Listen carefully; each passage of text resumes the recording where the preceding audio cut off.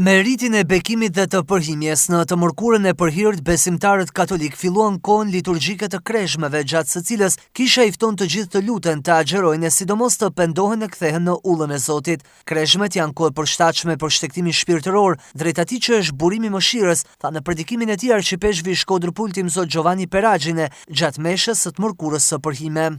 Kreshme është dhe duhet të jetë një dalje.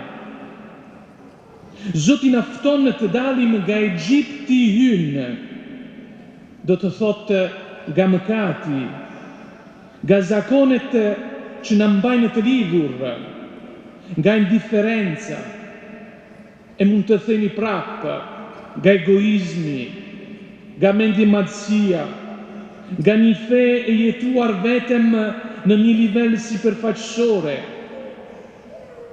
Koha e kreshmes është një dalje nga vetvetja, për të hyrë më thellë në marrëdhënie me Zotin.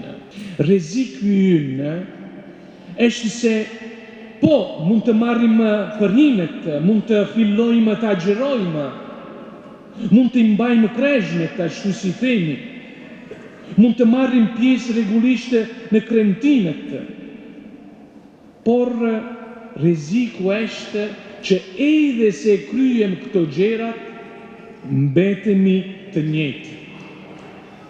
Nuk ndryshon asgjë në jetën tonë.